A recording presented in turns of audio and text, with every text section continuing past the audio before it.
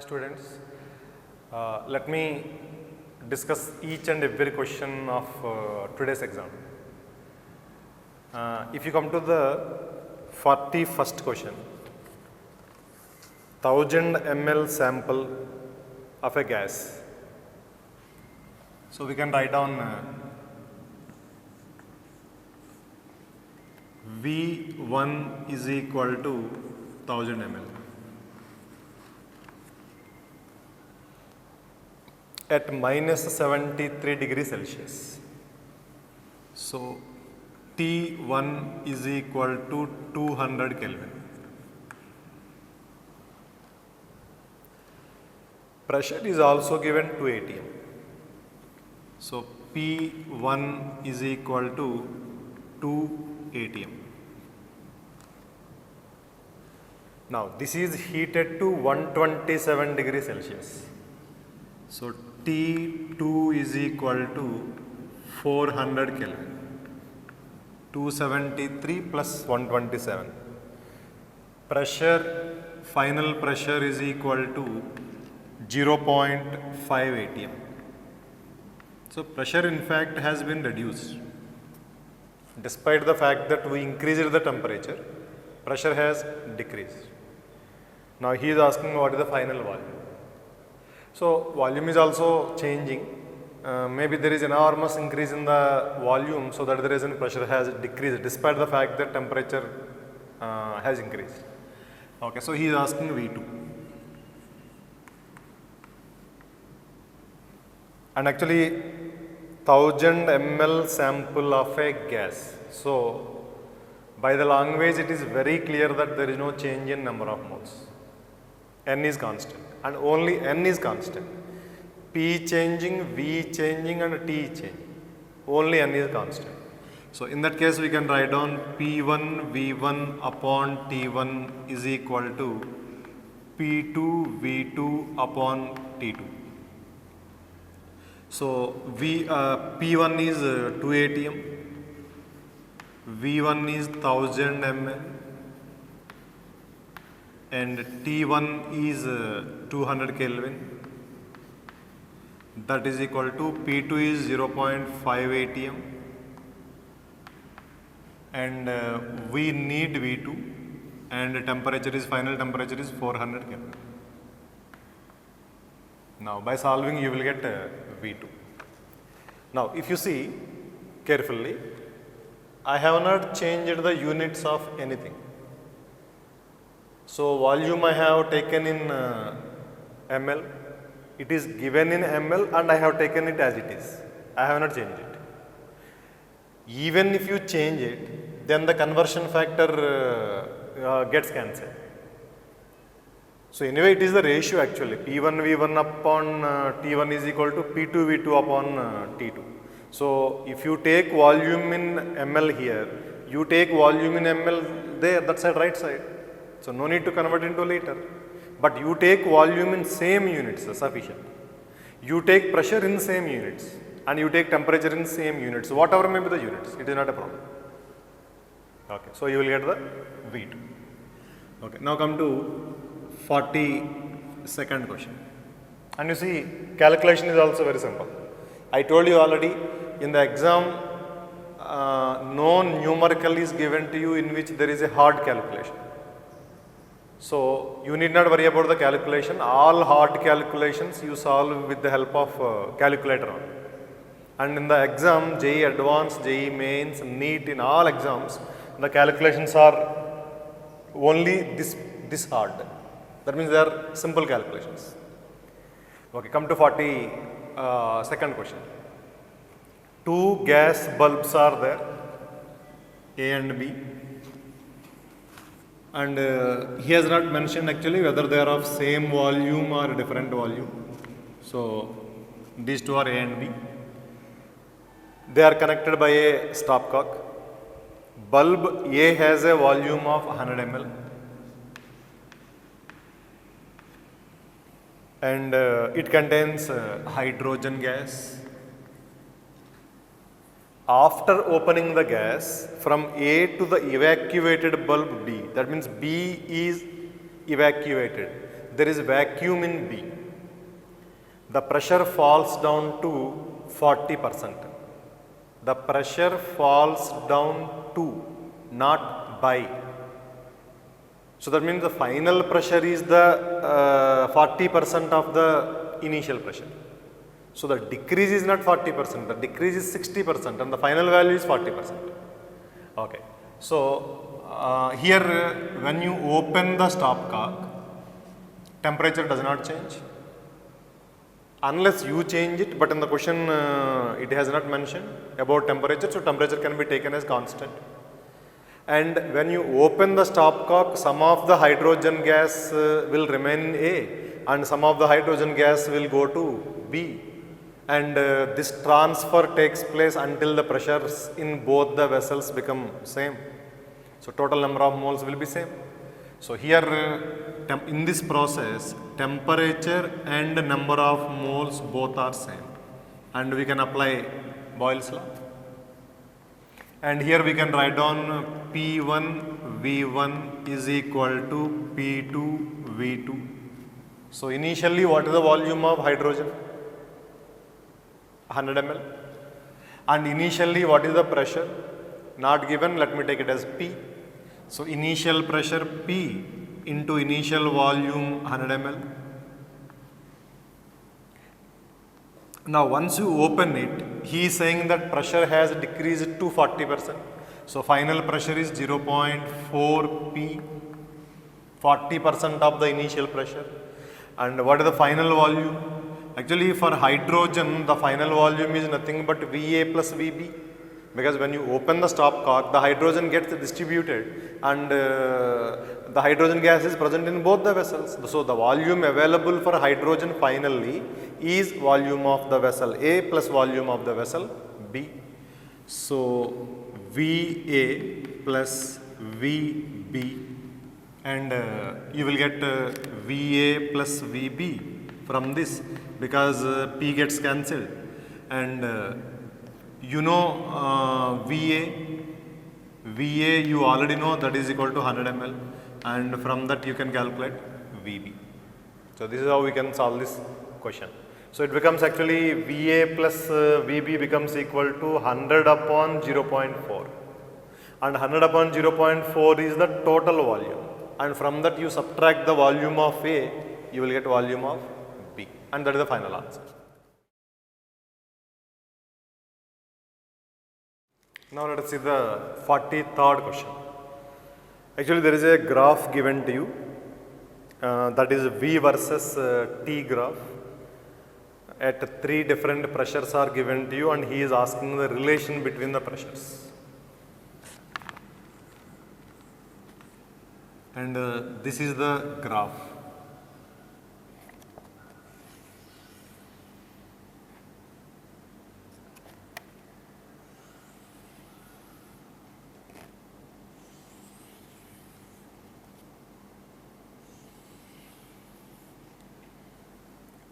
This curve is at P1, this is at P2, and this is at P3.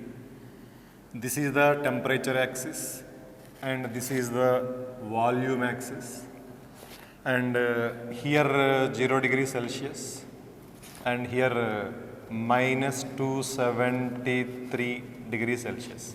That means 0 Kelvin. Now you want the relation between P1, P2 and P3. Now you can do here 2 different things. You can solve this question in 2 different ways. The first thing is keeping the temperature constant. You see what is happening to the volume at different pressures. So that means you select any one temperature and keep it constant and draw a straight line parallel to y-axis, orthogonal to x-axis. So that means temperature is constant. Now this is the volume at P1, pressure P1. So let us say it is V1. This is the volume at pressure P2. So let us say it is V2. And this is the volume at pressure P3. So then it becomes V3. Now it is very clear from the graph that V3 is greatest and V1 is smallest. Now temperature constant, moles constant, and you read the question again, that volume temperature graph of a given mass of a gas. So N is constant. We have taken temperature to be constant. So we can apply Boyle's law. So P is inversely proportional to V. So when V is the highest value, pressure must be the lowest.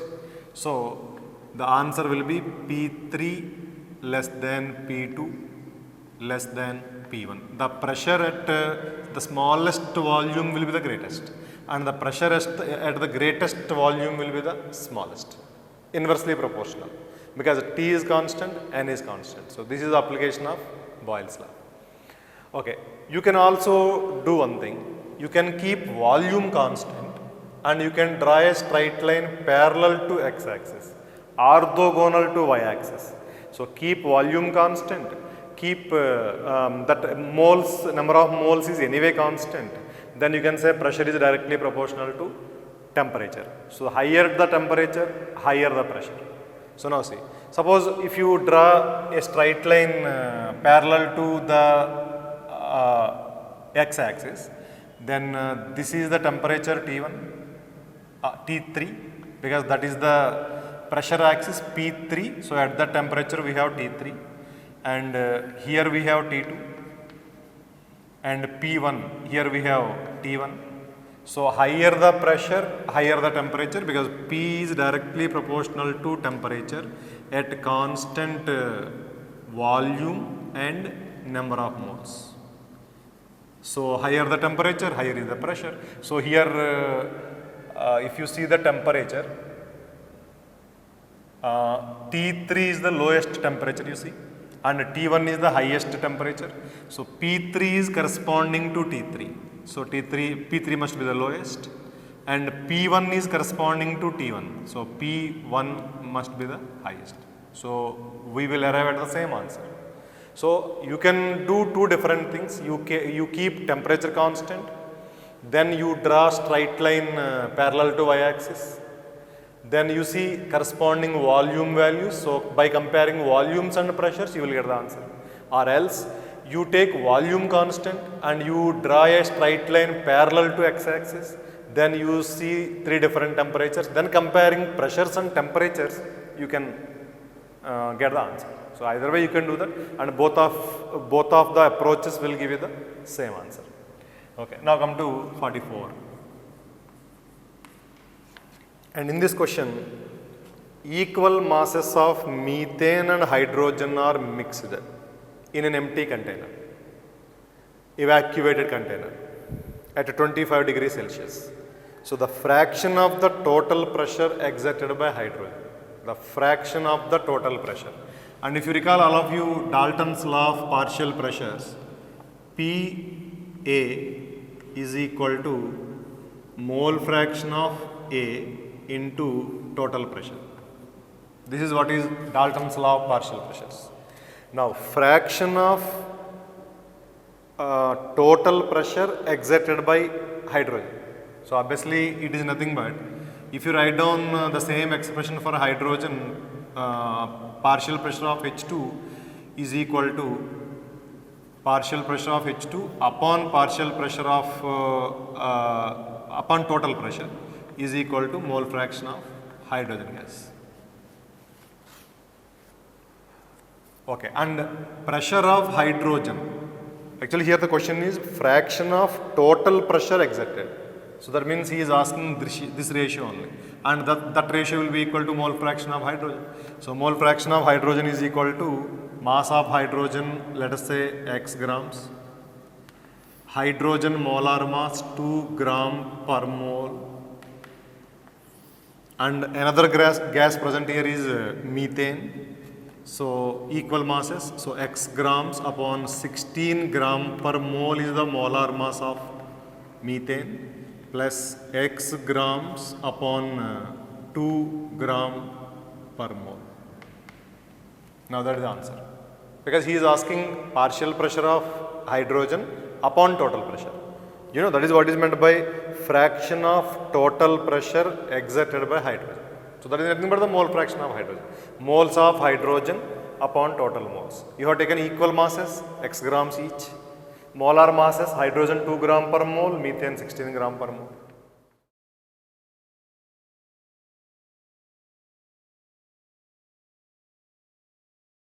Now let us come to 45th question. A vessel contains 1 mole of oxygen at 27 degrees Celsius and 1 atm pressure. A certain amount of the gas was withdrawn.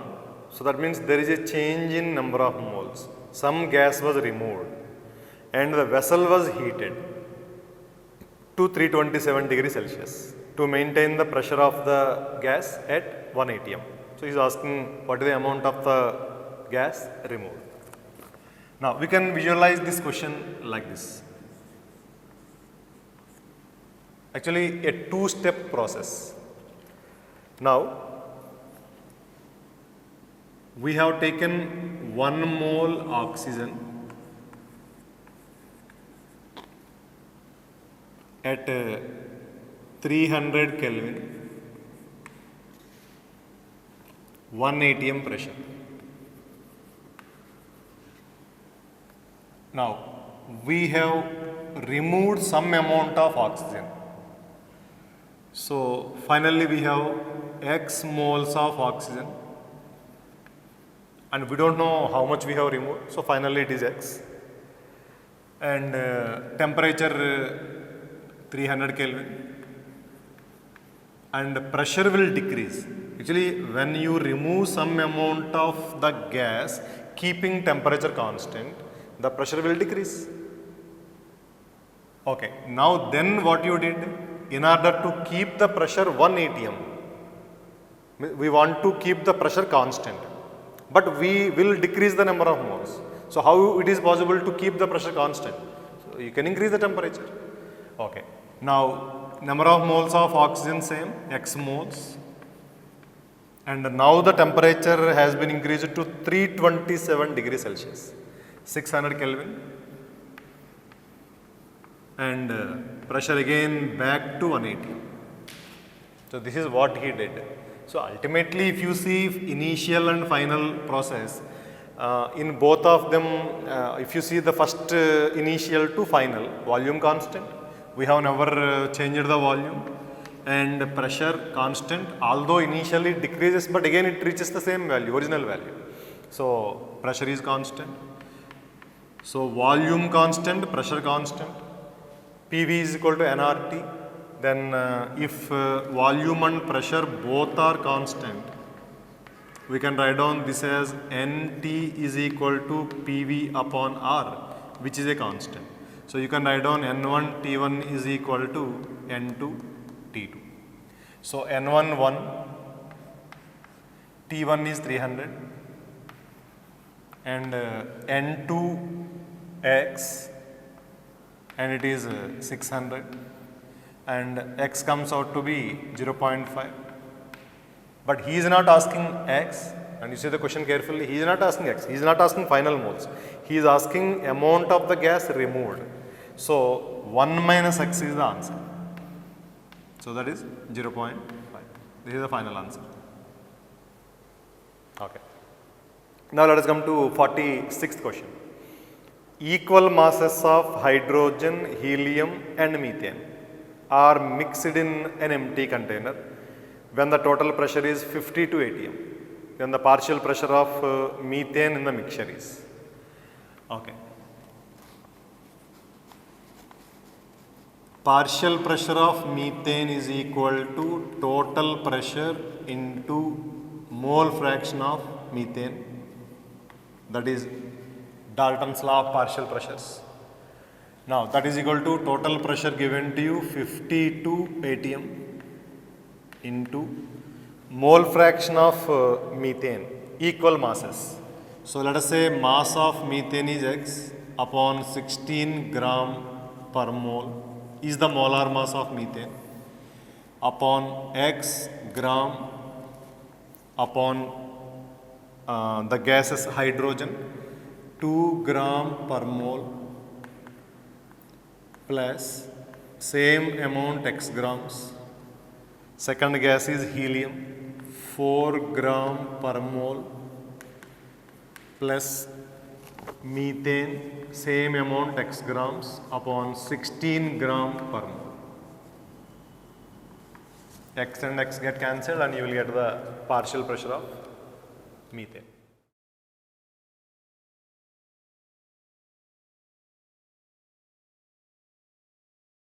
Now let us see the 47th question. Actually he is asking Boyle's law in the form of a differential equation. So actually you all know, if question number 47, suppose if y is equal to x power n, it is actually a function, y is equal to x power n. Now you write down dy upon dx is equal to n into x power n minus 1. You all know this. Now if you apply this to the Boyle's law, we can write down Boyle's law. Actually he is asking dp upon dv. So p is equal to k upon v. Now this is what is Boyle's law. Pv is equal to constant. Now you can write down this as k into v power minus 1. K is a constant. So now if you differentiate pressure with respect to volume, now that becomes equal to, n value is minus 1. So minus 1 into k is a constant, it remains the same, into v power minus 1, so minus 2. Now we can write down this as minus k into 1 upon v square. So dp upon dv is equal to minus k upon v square. Now this is the answer. Okay. Now come to 48th question.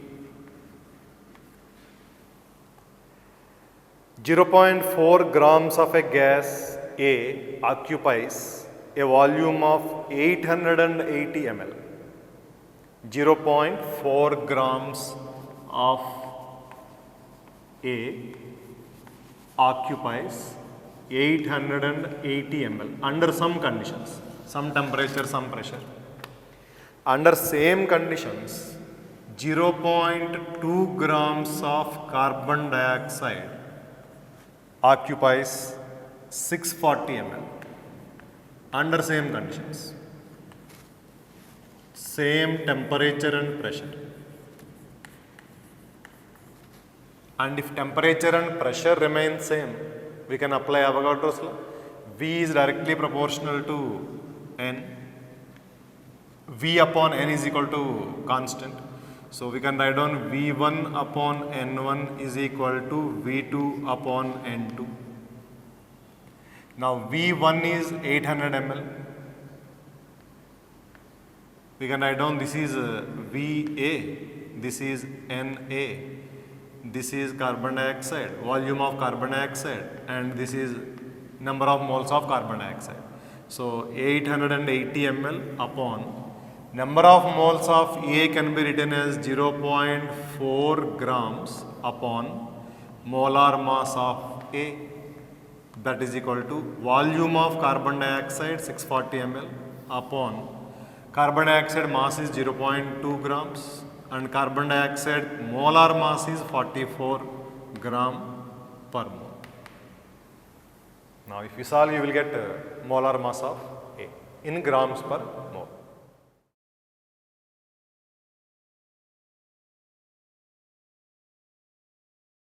Now let us move on to the next question, 49th question. Actually in this question we have two flasks connected by a stopcock. Volume of the stopcock is negligible. One flask has a volume of 125 ml, another 150. We have oxygen in one flask at a pressure 325 torr, and other contains helium at a pressure 412.5, and you open the stopcock and he is asking the pressure. And in the question nowhere something about temperature is mentioned. So temperature can be taken constant. So if that is the case, actually we have two vessels connected by a stopcock.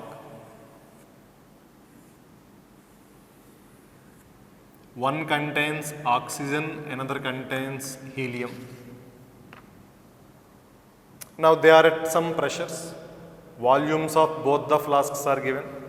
One is 125 ml and another one is 150 ml.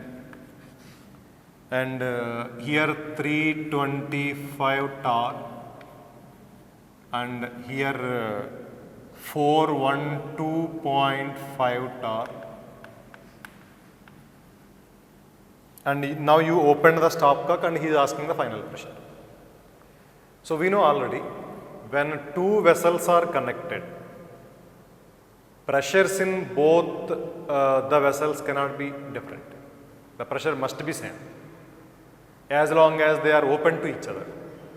So some gas will flow from right to left, some will flow from left to right.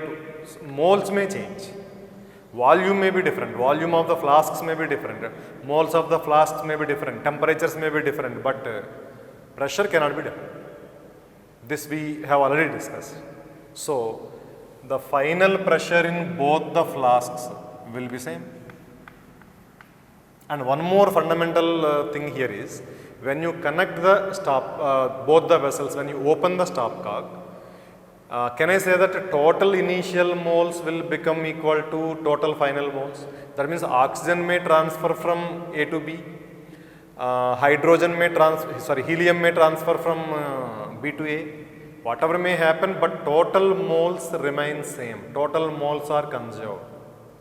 And depending upon that idea, that total moles are conserved, because we are not adding anything from outside, we are not removing from the system anything. We just connected those two vessels. So moles initial must be equal to moles final, total moles. So let us form that expression. Total moles initial must be equal to total moles final. Okay, and you can write down N is equal to PV upon RT. Now initially, number of moles of oxygen is equal to pressure 325 torr upon 760 into volume 125 ml and into RT. R is constant, temperature is not changing, so let me write down T plus the moles of helium initial 412.5 torr upon 760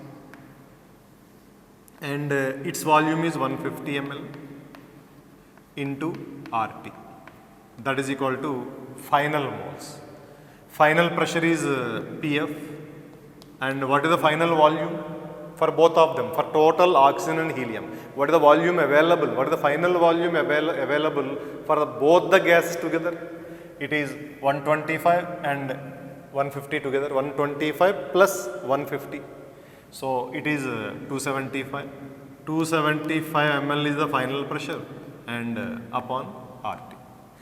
If you want to express this P final in mm of Hg, so 760 into RT. Now this is the expression. These are the total moles initial and those are the total moles final. All of you please mind it. This is the total moles. This is the total volume. This is the final pressure. In both the vessels pressure is same. In both the vessels temperature is also same. And R is anyway constant. So total initial moles on the left side, total final moles on the right side. And they are same because moles are conserved. And you can calculate the final pressure. Okay. Now come to question number 50. Okay. Actually, in this question, which mixture of gases at room temperature does not obey Dalton's law of partial pressures? Actually, why some mixtures do not obey Dalton's law? Why only some mixtures obey that law? He has given NO2 and O2, he has given CO and CO2, he has given SO2 and SO3, and ammonia and HCl. Now see, actually when you mix NO2 and O2, nothing happens between those two, no chemical reaction happens. Okay, now if you mix carbon monoxide with carbon dioxide, again nothing happens. No reaction between them under normal conditions. Now if you mix SO2 and SO3, again there is no reaction. But when you mix ammonia and HCl, you all know ammonia is a base, although a weak base. HCl is an acid, strong acid. So between these two there is immediately a reaction. There is a complete reaction. And in that reaction NH4Cl is formed, and NH4Cl is a solid at room temperature. So if you mix ammonia and HCl, suppose in equal moles, equimolar ratio, then there is no gas left behind finally, because this reaction happens and this reaction goes to completion, and finally you will get solid. There is no gas left. Even if you don't take in equimolar amount, suppose you take ammonia in excess or you take HCl in excess, but initial moles and final moles will not be same. And as a result, how can you apply Dalton's law to such a mixture? You have taken some moles and finally some other moles are there finally. So how can you apply Dalton's law? Just all of you recall, Pa is equal to Na RT upon Va, and Pb is equal to Nb RT upon Vb, and Pa upon Pa plus Pb, that is equal to Na upon Na plus Nb. So this is the total pressure, this is the mole fraction, this is the partial pressure. So you can write down Dalton's law finally, partial pressure is equal to mole fraction into total pressure. But here you see what is Na? Number of moles of A taken. What is Nb? Number of moles of B taken, you mix it them. And if there is no change in Na and Nb, if they are as it is, then only you can apply this Dalton's law. And suppose A and B react with each other, and as a result number of moles of A changed, number of moles of B changed, then how can you apply Dalton's law? So a gas mixture in which there are reacting gases, and to such a gas mixture you cannot apply Dalton's law. And if you want to apply Dalton's law, the gases which are there in the mixture should not react with each other. That is the condition.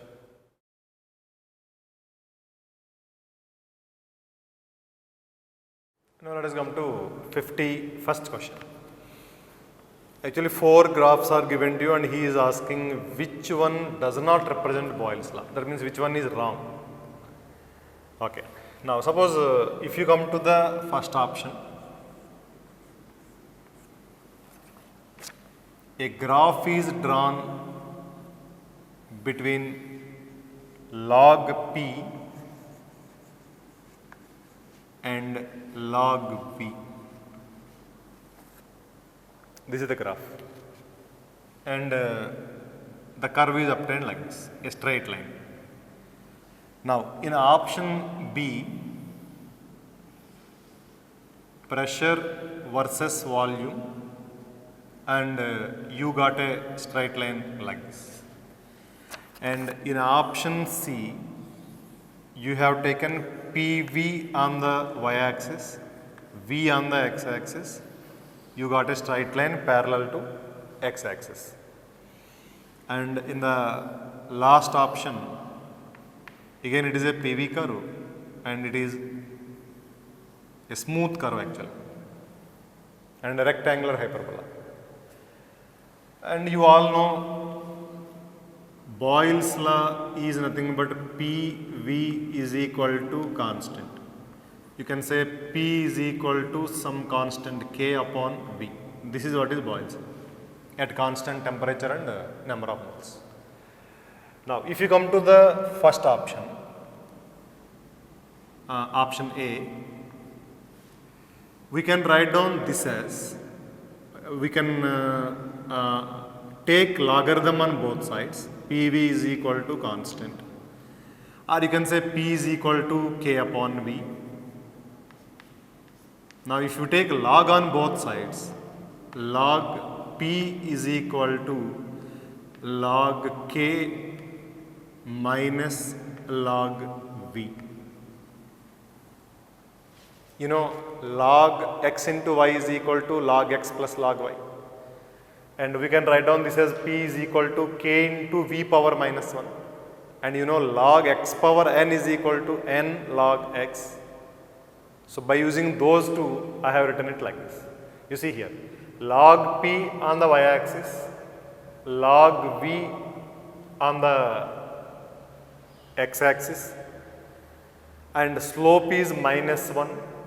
You see, y is equal to mx plus c, slope is minus 1, yes, negative slope, straight line with an intercept log k. So, the first graph given in the first option is correct, it is not a problem. Now, second, PV is equal to constant, x into y is equal to constant, and how the graph between y and x look like? It cannot be a straight line, inverse function, it is called as inverse function. So, the graph graph between y and x must be a rectangular hyperbola. So, option D is correct, option B is wrong, and PV is equal to constant. That means whatever may be the pressure, whatever may be the volume, PV must be equal to constant at a constant temperature and number of moles. So, this graph is correct. At all values of V, PV remains constant. So, here he is asking which does not explain Boyle's law, and obviously this particular graph does not explain Boyle's law. So, then that is the correct option. Now, if you come to 52nd question, then in this question he has given 4 1-liter flasks are there, oxygen, nitrogen, carbon dioxide and O3 under same conditions. 4 1-liter flasks under same conditions. So, temperature and pressure constant, and we can write down V is directly proportional to number of moles, Avogadro's law.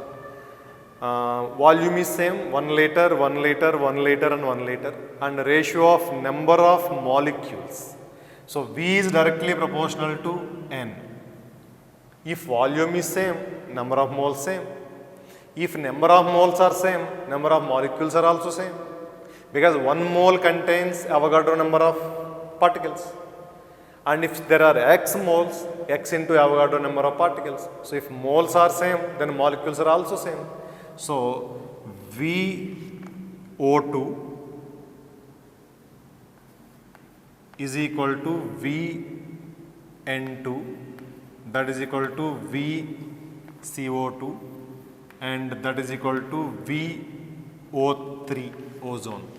And because the temperature and pressure are constant, so number of moles of O2 is equal to number of moles of N2, that is equal to number of moles of CO2, that is equal to number of moles of O3. And because moles are same, molecules are all also same.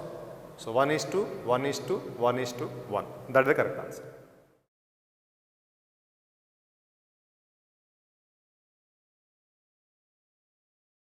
Now, come to 53rd question.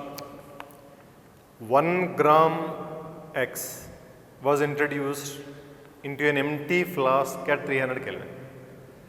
Temperature given, weight of the gas given. The pressure is also given 0.2 atm. 2 grams of another gas Y was introduced into the same flask and the pressure mounted to 0.25 atm. And actually here, initially X was there, and when X was there, pressure was 0.2 atm. Now you introduced y into the flask, and here all of you please be very careful. You have introduced y, but before that you have not evacuated that vessel. When you introduced y, x was there, x was not vacated, and that point is very important. And the pressure mounted to, that means pressure increased to 0.25 atm. So 0.25 atm is the total pressure of x and y. It is not the pressure of y.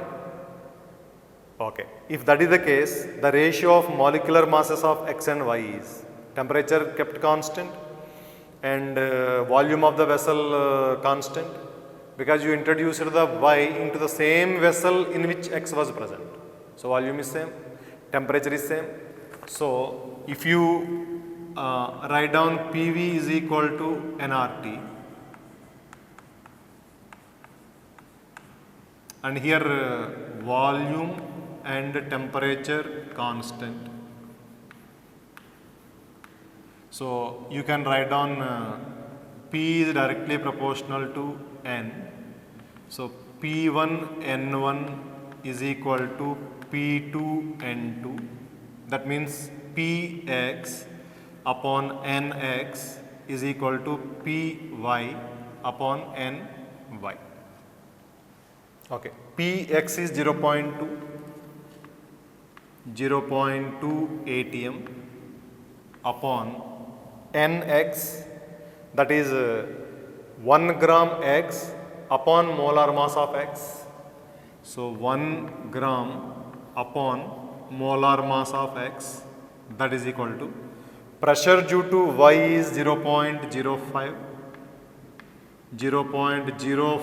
atm upon the mass of the gas y is 2 grams and the molar mass of y is my. Now this is the expression. Actually here I already told you, we have taken x initially and after that we added y keeping x there itself. So that is the key point in that question. If you evacuate the vessel and then if you introduce y, then 0.25 atm will be the pressure of y. But that is not the case here. It is 0.25 minus 0.2, which is the pressure of y. So the rest actually V and T are constant, so P directly proportional to N. So we will get the molar mass ratio. Mx upon My will be your answer. Now come to 54th question. Here a gas mixture is there, ABC, pressure of 10 atm. So you can write down PA plus PB plus PC is equal to 10 atm. Partial pressure, sum of the partial pressures. The total number of moles is 10. Nt is equal to 10. Partial pressure of A and B are 3 and 1. So partial pressure of A is equal to 3 atm and partial pressure of B is equal to 1 atm. So in such case partial pressure of C becomes 6 atm. A and B are 3 and 1 atm respectively. Yes, partial pressure of C is 6 atm. Now he is asking gram molecular mass. It means it is nothing but molar mass of C. That has given C molar mass is 2 gram. Then what is the mass of the C taken? Now see. Now here we can write down Pc is equal to Pt into mole fraction of C. Partial pressure of C is equal to 6 atm. Total pressure is equal to 10 atm. And from that you will get mole fraction of C. So mole fraction of C is equal to 6 upon 10. And mole fraction of C, how do you write down this one? Number of moles of C upon number of moles total. And you know total number of moles are 10. So Nc is equal to, that means number of moles of C is equal to 6, and number of moles of C can be written as mass of C upon molar mass of C.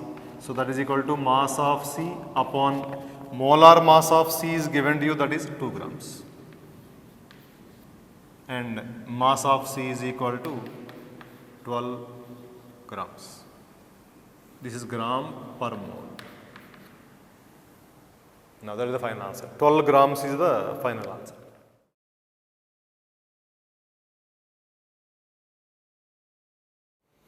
Density of oxygen is maximum at STP 273 Kelvin and 2 atm, 546 Kelvin and 1 atm, and 546 Kelvin and 2 atm.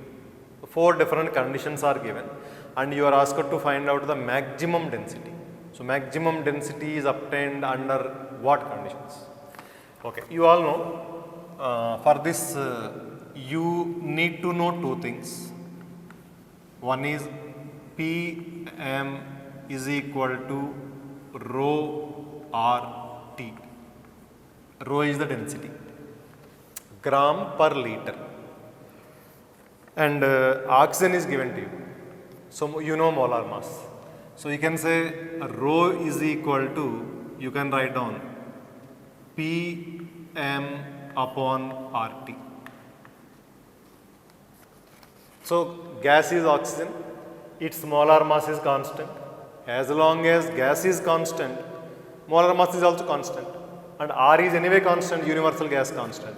So you can write down rho is directly proportional to P upon T. So greater the pressure and lesser the temperature, more the density. Okay, and this is one thing. And second thing is what is meant by STP? And you know, there is one more condition, set of conditions called as NTP. Standard temperature and pressure, normal temperature and pressure. And these two are almost same. There is no much difference between these two. So here standard temperature and pressure is pressure 1 bar, pressure is equal to 1 bar, and you know 1 bar is almost equal to 1 atm, and temperature is equal to 273 Kelvin, 0 degree Celsius. So pressure 1 bar, which is for all practical purposes which is equal to 1 atm, and temperature 273 Kelvin. So you are given 4 conditions. First condition is STP. So in option A, you will get pressure 1 bar and temperature 273 Kelvin. And in option B, 2 atm and 273 Kelvin. And option C, 1 atm 546 Kelvin. And option D, 2 atm and 546 Kelvin. Greater the pressure and lesser the temperature. Actually, this ratio is exactly equal to this ratio. So A and D are same. So the ratio P upon T ratio is maximum in the case of B, and that is the answer. So rho is maximum. We want the maximum density.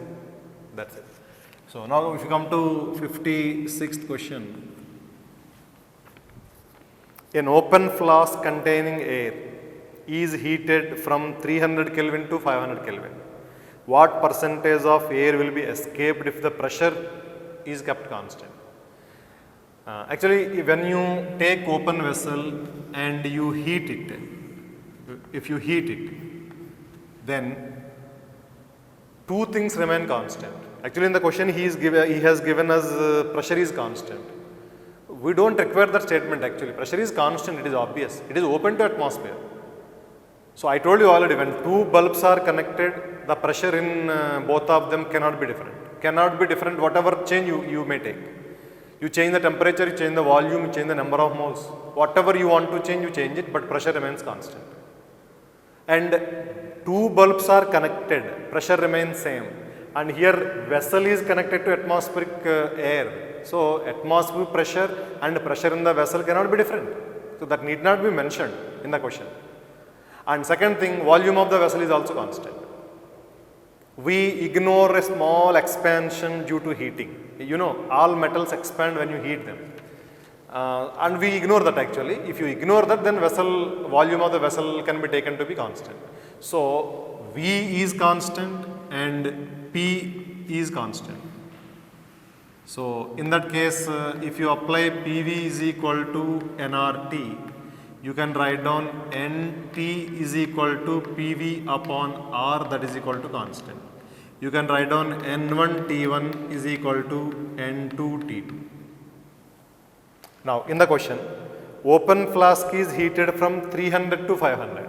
So we can write down here N1 into T1, that is 300 Kelvin, into 300, that is equal to N2 into 500 Kelvin. And he is asking us how much percentage of the air escaped. That means initial moles minus final moles upon total moles into 100. How much escaped into the atmosphere? It is not the percentage remaining, it is the percentage escaped. So percentage of the air escaped is equal to N1 initial minus N2 final upon N1 initial into 100. Now this is the percentage of the air escaped. Actually N1 minus N2 is the number of moles of air escaped and N1 is the initial moles, and into 100 will give you the percentage, and that will be the answer.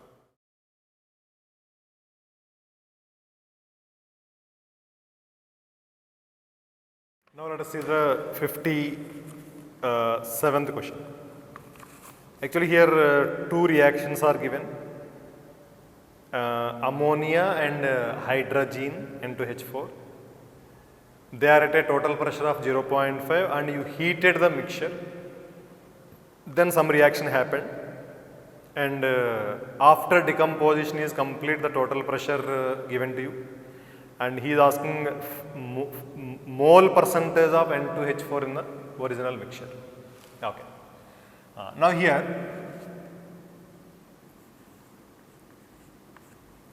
we have two compounds, ammonia and N2H4, at 300 Kelvin and 0.5 atm. Now these are the initial conditions, and you have taken a sealed container, that means volume is constant, and you have taken some ammonia, you have taken some hydrogen, and you are increasing the temperature. So N is constant. So V is constant and N is constant, so P is directly proportional to T. So as a result, can I say that when you increase the temperature to 1200 Kelvin, temperature has become 4 times, so the pressure will also become 4 times.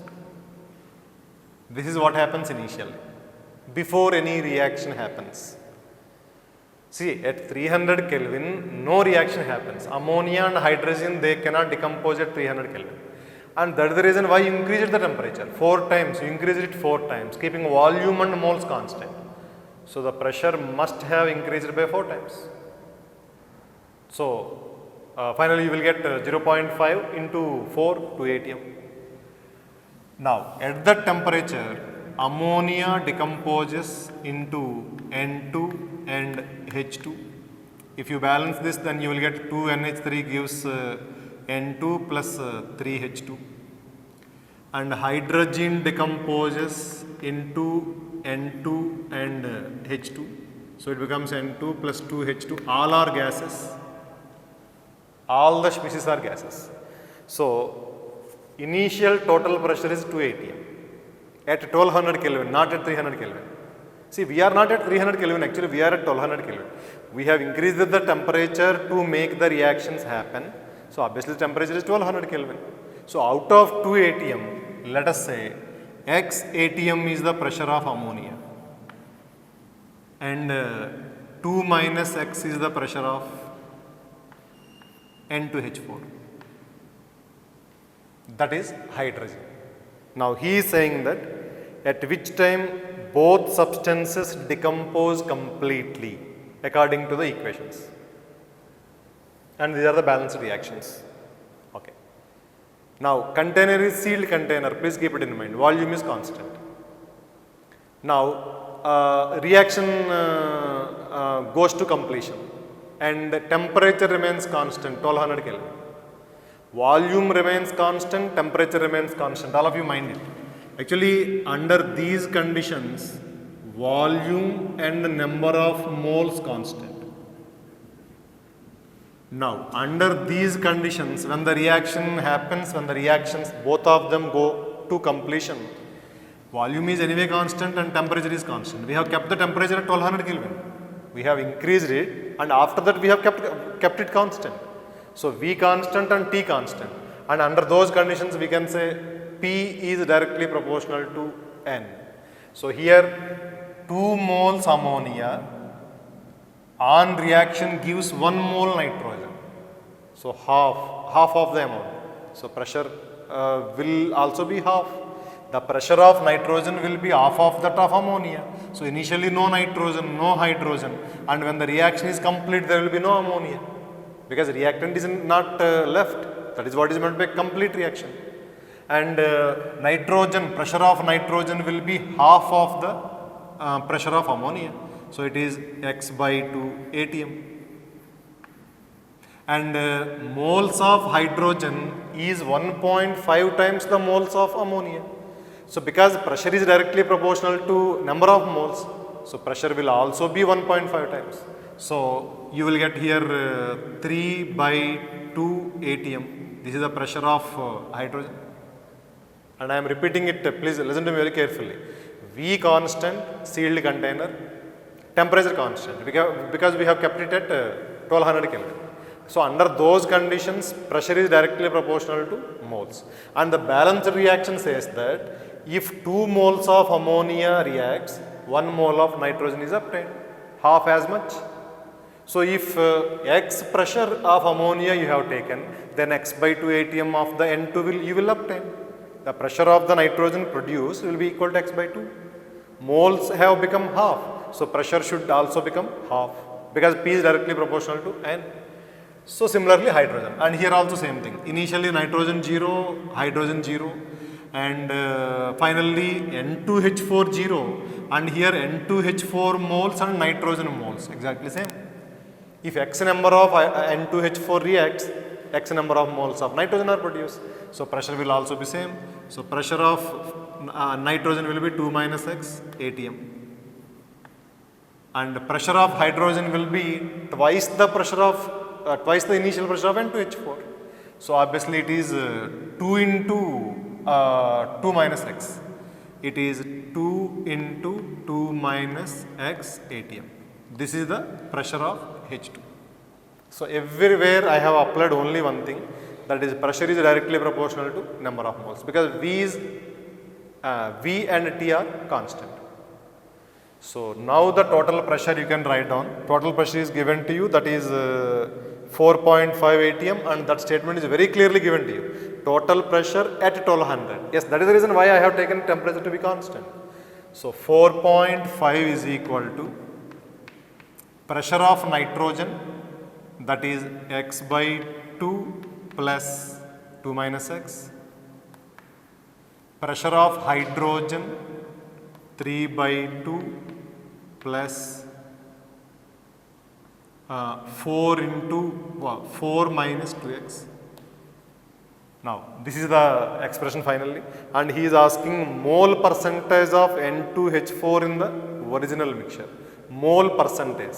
Now can I write down mole percentage is equal to mole fraction into 100?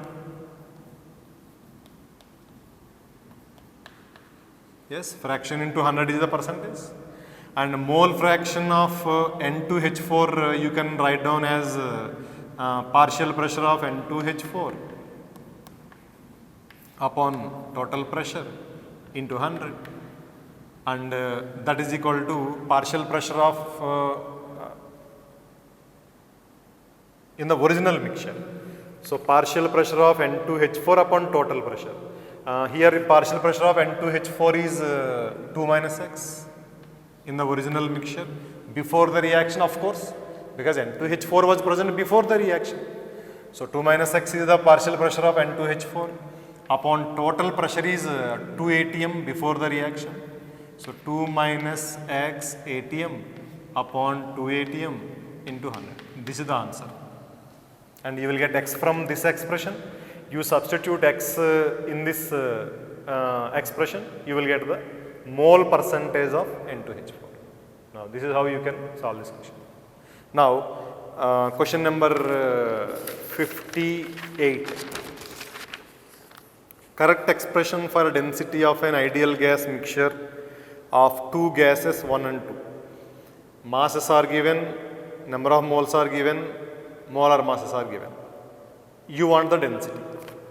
Now we discussed this already. Now Pm is equal to rho RT.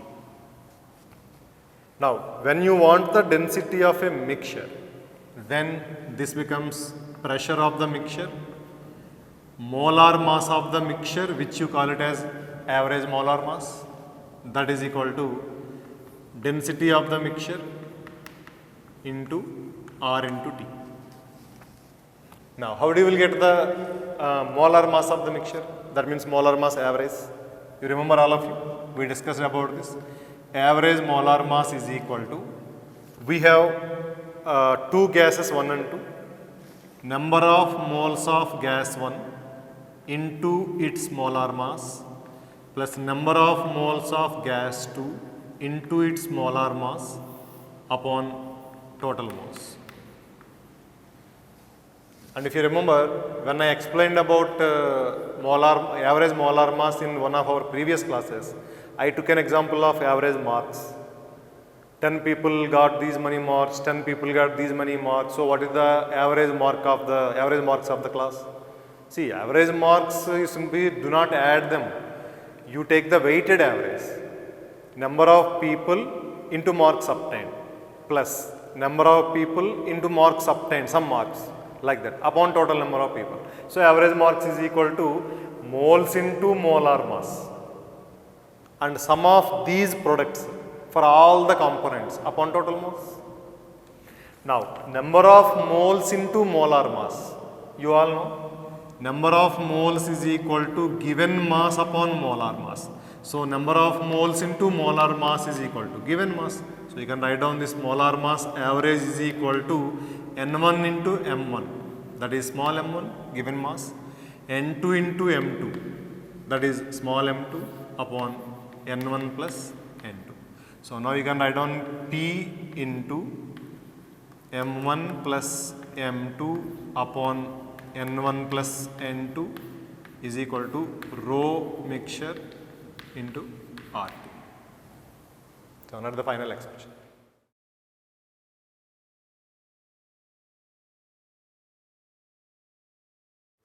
Come to the 59th question. Density of gas A is 4 times that of gas B. Molecular weight of A is capital M, then molecular weight of B is. He has mentioned nothing about the temperature, nothing about the pressure. Actually here the formula is Pm is equal to rho RT, and nothing is mentioned about pressure and nothing is mentioned about temperature. So we can take both of them to be constant. Then in that case, you can write down this as P A, that is gas A, into molar mass of A, that is equal to density of A into R. P is anyway constant, so A is not necessary here. T. So T is also constant. Similarly, you can write down P into molar mass of B, that is equal to density of B into R into T. Pressure and temperature constant. So pressure constant, temperature constant, R is constant.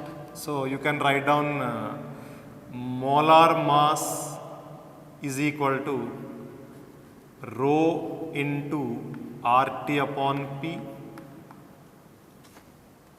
and that is equal to RTP. Everything is constant, so you can write down some constant into rho. So you can write down M1 upon rho 1 is equal to M2 upon rho 2. And you can write down molar mass of A, that is given as capital M in the question, capital M. And density of A is 4 times density of B. So rho B into 4. So here you can write down in the place of rho 1, you can write down rho B into 4, that is equal to molar mass of B upon rho B. Now this is the final expression. So you will get the answer in terms of capital M, because we do not know capital M. Rho B and rho B get cancelled. So MB will become in terms of M, capital M. That is the answer finally. Okay, now come to the 60th question. Actually, in the last class I explained you must have all heard about the vapor density and vapor pressure. And I told you one thing about vapor pressure, although I did not explain it completely, because at this stage you cannot understand that. Actually, volume increased, volume decreased, we added amount of water, we removed it, but still the pressure remains constant. Vapor pressure can be changed only when you change the temperature, and that is a very important point. Okay, so you have taken saturated vapors are compressed slowly to half of the initial volume. Saturated means the vapor which is in equilibrium with its liquid, saturation. So this is the vapor, and this vapor is in equilibrium with its liquid. The system is at equilibrium. Now you have compressed it, you decreased the volume. So whether you decrease it to the half of its initial volume or 1/3 or 1/10, no matter, does not make a difference, as long as the temperature is constant, vapor pressure is constant. So vapor pressure remains constant at constant temperature.